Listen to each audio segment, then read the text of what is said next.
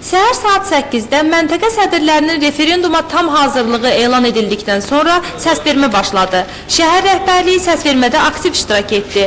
Onlar referenduma ailəlikcə gəlirdilər. Səhər saat 10:30-da şəhər icra hakimiyyətinin başçısı 32 saylı dairənin 7 saylı məntəqəsində səs verdi və həmin saata qədər referendumun gedişindən razı qaldığını bildirdi.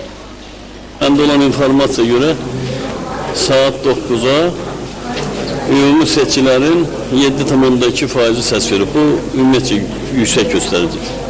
8675 nəfər 121.200 seçkiyə qarşı. Böyük rəqəmdir.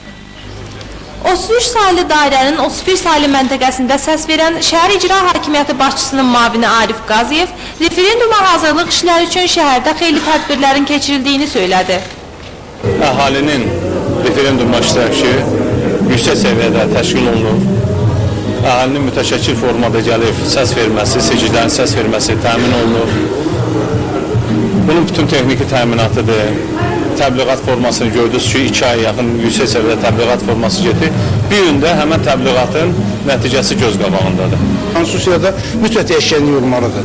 Bu dəyişkənliyi də yaxşı görən adamlar çoxdur. 99% yaxşı görür ki, bu konstitusiya neçə ildir Türkiyədə parlament buna dəyişkənliyi verir. Amma Azərbaycanda olan demokratiyanın inkişafının yüksək formasında fikir verir ki, parlamentdə eləyə bilərdilər. Olunmadı. Parlamentə yox, ümumi xalq referendumu ilə oldu. Başqalarından nümunə üçün şəhərin rəhbər işçiləri öz iş gününə səs vermə ilə başladılar. Səhər saat 11:30-a qədər onlar artıq səs verib qurtardılar. Xalidə Babayeva, Milyoni Seyidzadə, Xəbər Plus.